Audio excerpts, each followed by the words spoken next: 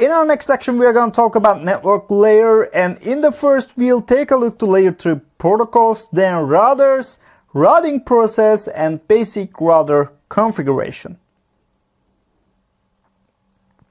An Internet Protocol address, IP address, is a numerical label assigned to each device connected to a computer network that uses the Internet Protocol for communication. An IP address serves two principal functions: host or network interface identification and location addressing. IPv4 defines an IP address as a 32-bit number. However, because of the growth of the internet and the depletion of available IPv4 addresses, a new version, IP version 6, is used, and this guy is using 128 bits for the IP address. And when the PDU named segment reaches the network layer, this layer adds the IPv4 or IP version 6 headers to the segment, and PDU name is converted to packet in our network layer. And let's take a look to the IP version 4 header now. And as you can see that there are lots of fields in IP version 4 header, and they are version field, they are type of service field, header length field, total length field, fragment offset, protocol, TTL, header checksum, source and destination IP addresses, and IP option. Please keep in mind that there are lots of fields in here, as you can see. Let's take a look to the IPv4 limitations. As we talked in our first slide of our course, almost 50 billion devices will be connected to internet by 2020, but however, available IPv4 addresses are decreasing. In spite of IPv4 is still the most common used protocol, it seems like our next step will be IP version 6, which can provide a broad IP address range. IP version 6 provides a huge IP address range and more secure environment. With IPv4, we will not need with IP version 6, we will not need network address translation operation, which converts private IP addresses into public IP address blocks. And let's take a look to the differences between IPv4 and IP version 6. The first difference is address size. IPv4 is a 38-bit number, while IP version 6 is 128-bit number. The second is address format. IPv4 is shown in dotted decimal notation. As you can see, there are dots between the decimal numbers, while IP version 6 is shown in hexadecimal notation. And there's a difference in the prefix notation as well. And the biggest difference between these guys is really the number of the addresses that they are supporting. As you can see that IPv4 is supporting this, and IP version 6 is supporting a really huge number of IP addresses. Let's take a look to IP version 6 header now. IP version 6 header is pretty straightforward. As you can see on the screen, there are 14 fields in the IP version 4 header. As you can see, version, IHL, type of service, total length, and blah blah blah. But there are just 8 fields in IP version 6 header, and they are version, traffic class, flow label, payload length, next header, hop limit, and source and the destination addresses. Let's take a look to the routers now. A router is a Layer 3 network gateway device, meaning that it connects two or more networks and that the router operates at the network layer of the OSI module. The main function of router is IP routing using the routing table entries. If you remember from our previous slides, on the switch there was a MAC address table, and switches were making the switching by using the MAC address entries on the MAC table. But what routers are doing is, this is a router, this guy is keeping a routing table this time, routing table, which consists of IP address entries, and routers are making IP routing by using the IP addresses kept in the routing table. And here is the back plane of a router. As you can see, there are some equipments in here, like on-off switch, like input power connection, like the gigabit Ethernet ports, like USB ports, and something like that.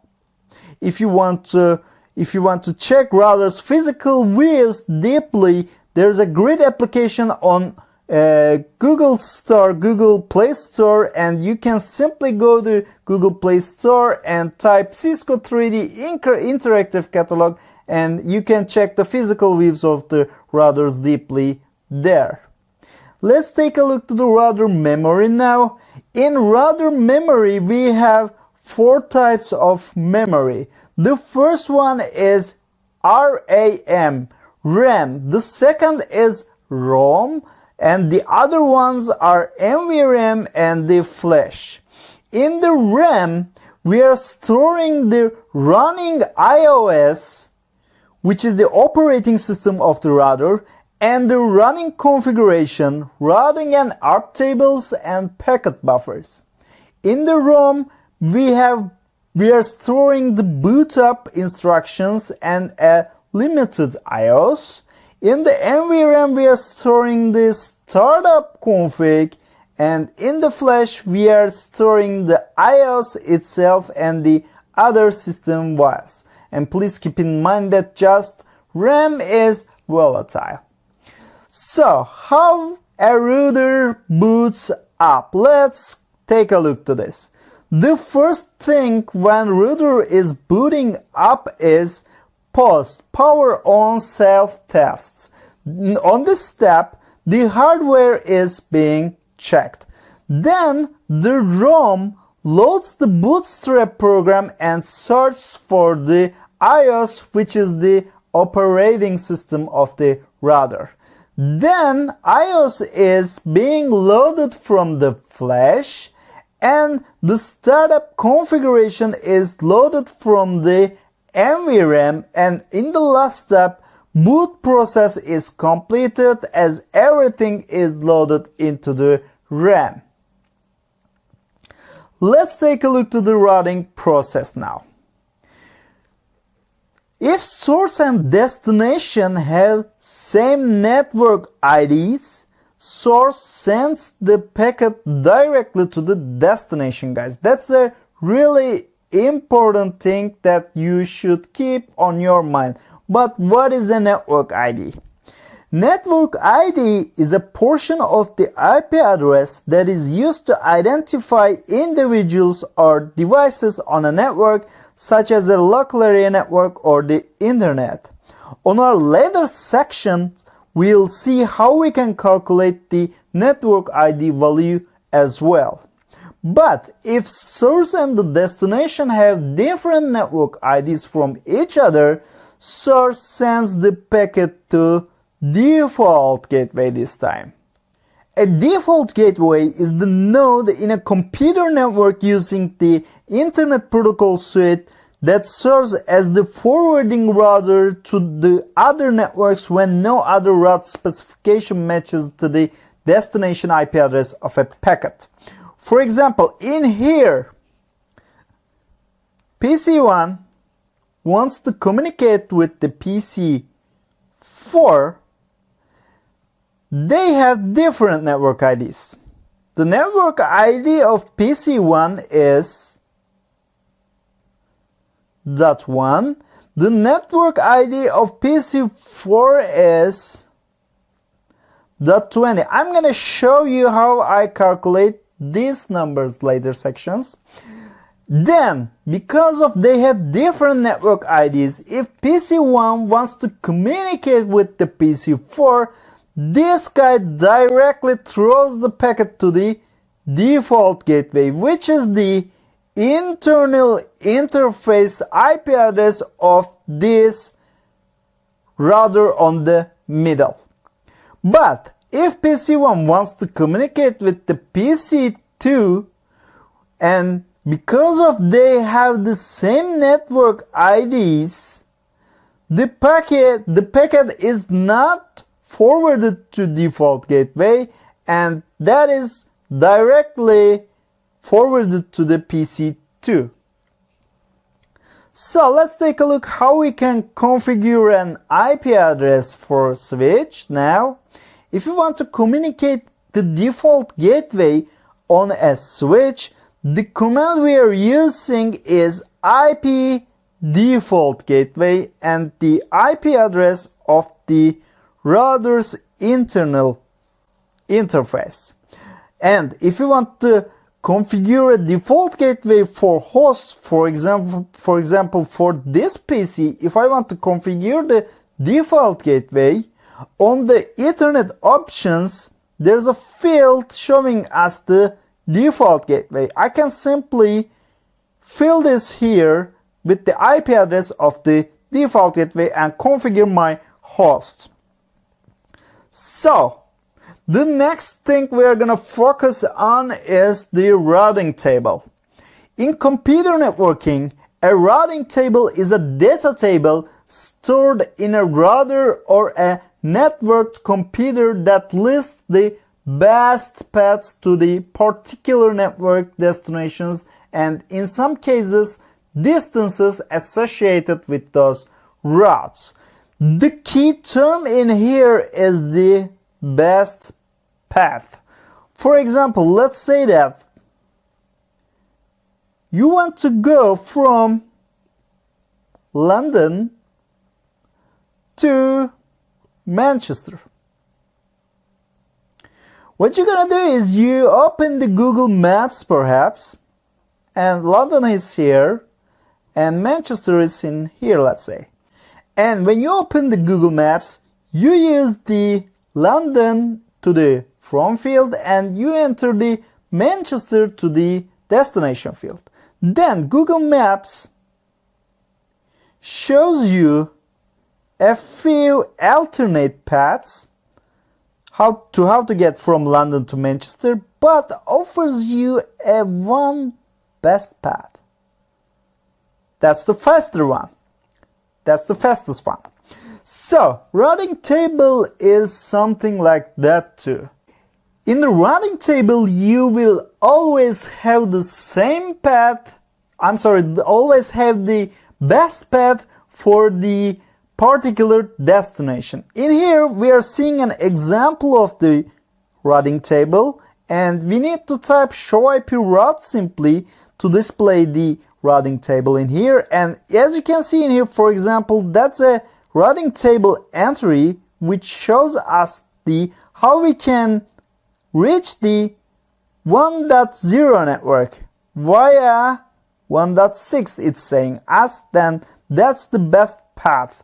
And in here also we have another best path.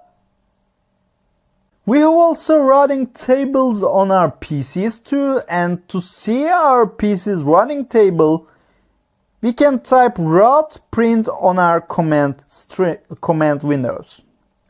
So, as I told you, if I want to check the router's routing table, I'm typing show IP route command and I'm seeing the best paths for the particular destinations.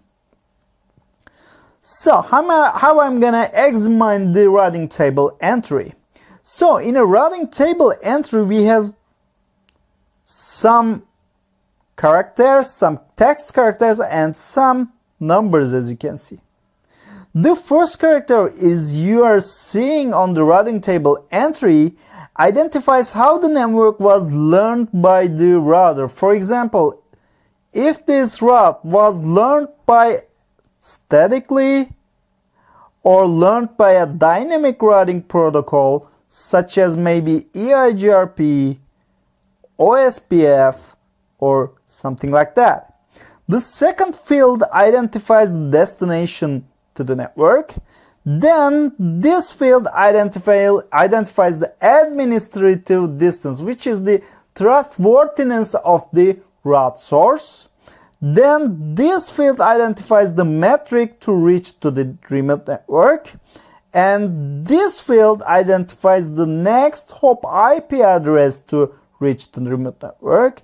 And this field identifies the amount of elapsed time since the network was discovered, and here identifies the outgoing interface on the router to reach the destination network.